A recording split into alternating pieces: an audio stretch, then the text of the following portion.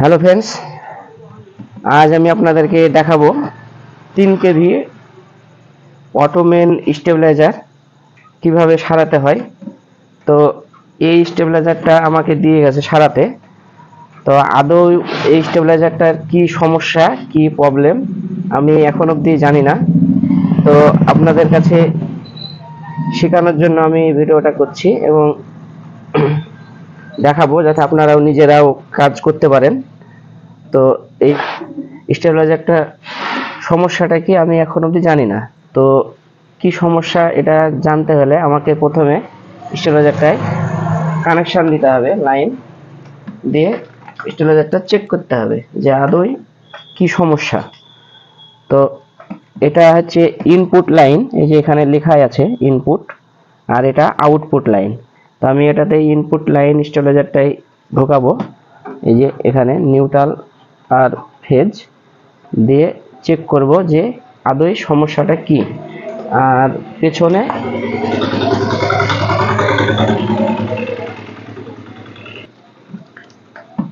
আমি 200 ওয়াটের বাল্ব দিয়ে দেখে নেব যে আদৌ এটা থেকে আউটপুট ভোল্টেজ পাওয়া যাচ্ছে না যাচ্ছে না, না কি সমস্যা। তো এখানে আমি এই যে হোল্ডার দিয়ে বাল্বটাকে কানেকশন করব।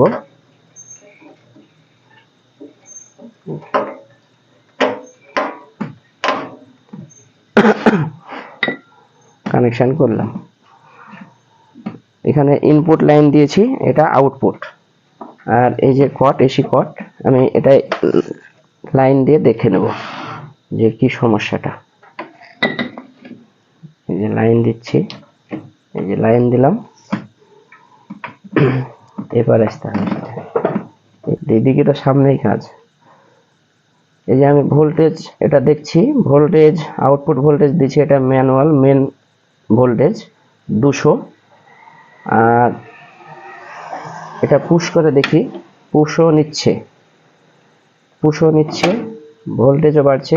সমস্যাটা হচ্ছে কাট হচ্ছে না, স্টেবিলাইজারটায় অটো কাট হচ্ছে না।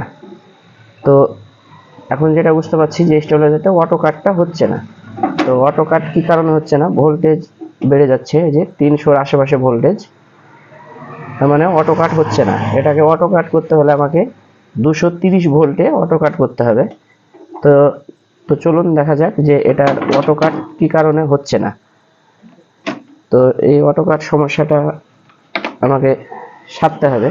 তো আপনারা কিভাবে অটো কাট হচ্ছে না এটা সারবেন, তার জন্য আপনাদেরকে প্রথমে ঢাকনাটাকে খুলে নিতে হবে। এই যে আমি ঢাকনাটা খুলে নিলাম,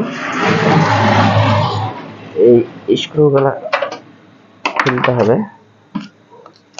তো সর্বপ্রথম আপনাদেরকে অটো কাট যদি না হয় তাহলে এই বোর্ডটা, অটো কাট এসি কিট যেটা লাগানো আছে, এই এসি কিটটা আপনাদেরকে দেখতে হবে। এই যে এটা হচ্ছে অটো কাট এসি কিট, এই কিটটার জন্য অটো কাট হয় না। তো এই কিটটাকে প্রথমে খুলে দেখি, যে চেক করতে হবে যে অটো কাট এই কিটটার কারণেই হচ্ছে না, না অন্য কোনো সমস্যা আছে। আমি যেখানে স্ক্রু দিয়ে লাগানো আছে, তো এটা আমি খুলবো।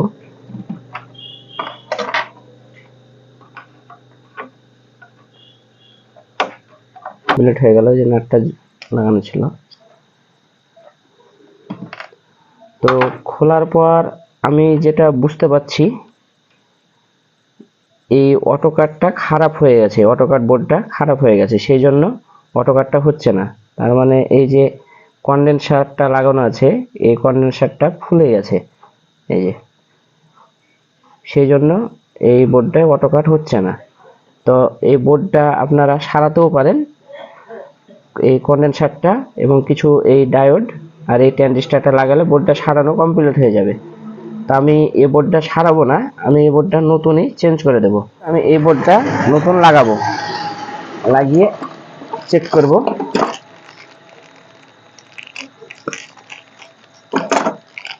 এই অটো কাট বোর্ডটা লাগালেই অটো কাট হবে। তো এই বোর্ডটা কানেকশনটা আমি খুলে ফেলবো, এই যে এখানে তাতাল দিয়ে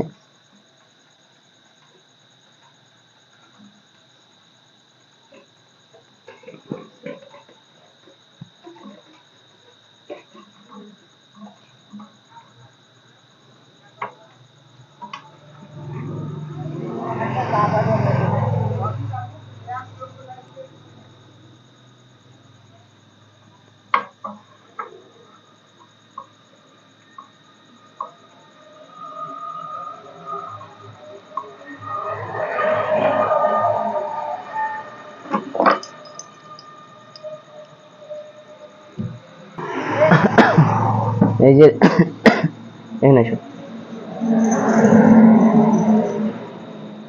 এই যে রিলের এই যে পয়েন্টটা আছে এটা প্লাস পয়েন্ট, এটা প্লাস, এটা রিলের কন্ডেন্সারের এই যে রিলে লেখা আছে, এই রিলের এই যে কন্ডেন্সার, এই কন্ডেন্সারের প্লাস পয়েন্টে এই তারটা লাগাতে হবে। আর রিলের যে এই পয়েন্টটা লাগানো ছিল এটা নেগেটিভ পয়েন্টে, বোঝা গেল, এটা নেগেটিভে। আর এই যে এটা, এই যে লাল তারটা কানেকশন করা আছে এটা 12 ভোল্ট, এখানে বোর্ডে 12 ভোল্ট লেখাই আছে। ট্রান্সফরমার থেকে, এই যে ট্রান্সফরমার থেকে 12 ভোল্ট বেরোচ্ছে, এটা প্লাস 12 ভোল্ট, এই 12 ভোল্টটা এখানে বোর্ডে কানেকশন দিতে হবে। তো আমি এই বোর্ডটা কানেকশন করব। তো এই যে এটা হচ্ছে নেগেটিভটা, আমি এখানে গেঁথে দিচ্ছি।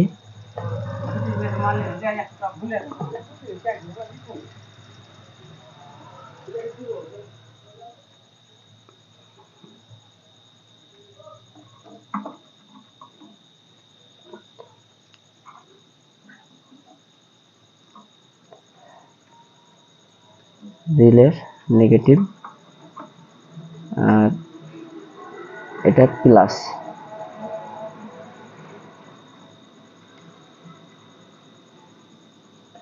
এটা প্লাস আর এটা 12 ভোল্ট।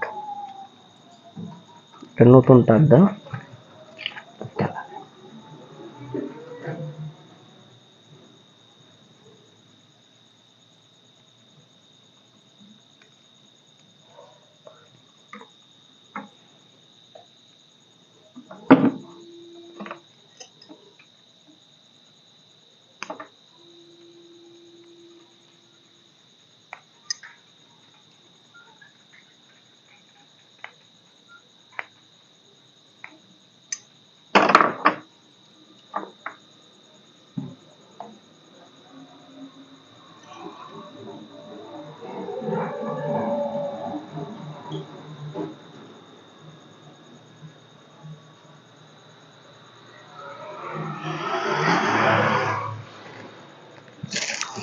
যে এখানে 12 ভোল্ট আর এখানে 220 ভোল্ট কানেকশন দিতে হয়। তো এটাকে আমি 12 ভোল্ট দিয়ে শর্ট করে চালাবো, তাই এখানে আমি 12 ভোল্টটা শর্ট করছি। এটা এখান থেকে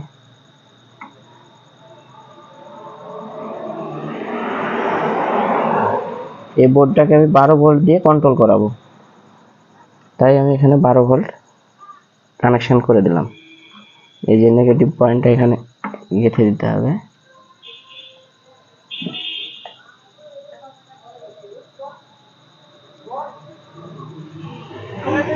কন্ডেন্সারের নেগেটিভটা এখানে,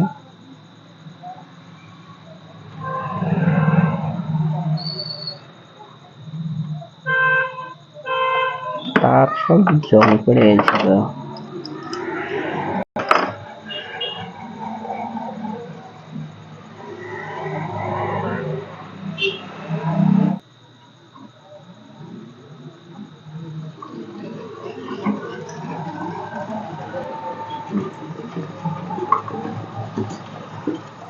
অটোকাট বোর্ডের কানেকশন কমপ্লিট। এবার এটাতে আমি এখানে ট্রান্সফরমার 12 ভোল্টটা এখানে অ্যাড করে দেব।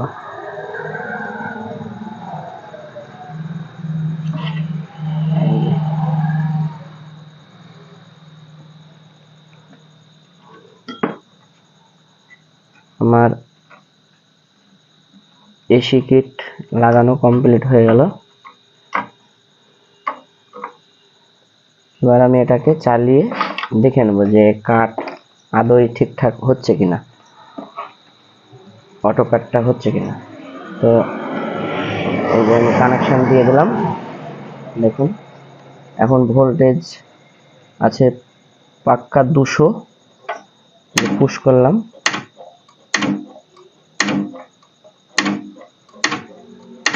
পুশ নিচ্ছে না।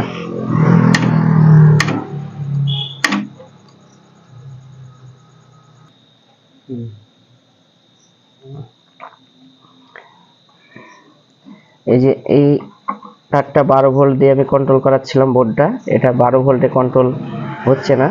তো এখানে আমি 220 ভোল্ট দিয়ে বোর্ডটাকে কন্ট্রোল করাবো। তো এই তারটা আমি খুলে ফেলে দিলাম। এখানে 220 ভোল্ট, এই যে রেজিস্ট্যান্স, এই রেজিস্ট্যান্সের পেছনে 220 ভোল্ট দিয়ে বোর্ডটাকে কন্ট্রোল করাবো, তাহলে পুশটা নিবে। নাহলে 12 ভোল্ট দিয়ে কানেকশন করালে পুশটা নিচ্ছিল না। তো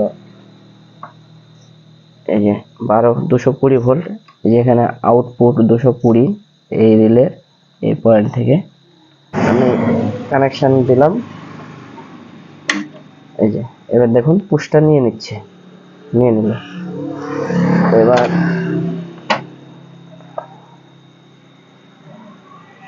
আমি এটাকে অটো কাট করব। এবার অটো কাট, এই যে আমি পুশ করলাম, এবার এটাকে অটো কাটে দেখেন অটোমেটিকলি নিয়ে নিচ্ছে। এই যে দেখুন এখন ভোল্টেজ আছে পাক্কা 250। আমি 250-তে বোর্ডটাকে অটো কাট করব। তো আপনাদেরকে ভোল্টেজ মেজারমেন্ট করতে হলে এই যে এখানে পিসেটটা আছে, এই পিসেটটাকে হালকা ডান দিকে ঘুরিয়ে কি করতে হবে, ঘোরালেই অটো কাট কন্ট্রোল হবে। এই যে এই পিসেটটা এই দিকে যদি ঘোরান বাঁদিকে তাহলে ভোল্টেজ বাড়বে, আর এইদিকে ঘোরালে ভোল্টেজ কমবে। তো এই যে দেখুন আমি এটাকে করলাম, পুশিং দিলাম, এখন ভোল্টেজ দেখেন পাক্কা 250। আমি এটাকে 230-এ কাট করব, সেই জন্য হালকা ডান দিকে ঘোরাচ্ছে। এই যে কাট হয়ে গেল, বাল্বটা জোরে জ্বলছিল, হালকা হয়ে গেল। এবার দেখুন পুশিং দিলাম, কাট, অটো কাট অটোমেটিকলি নিয়ে নিচ্ছে। এই 250-র একটু পরে করি। এই যে দেখুন ধরে নিল, এবার পাক দেবো, কাট হয়ে যাবে। পাক দিলাম, কাট হয়ে গেল, অটো কাট হয়ে গেল। তো আমাদের কাজ কমপ্লিট হয়ে গেল।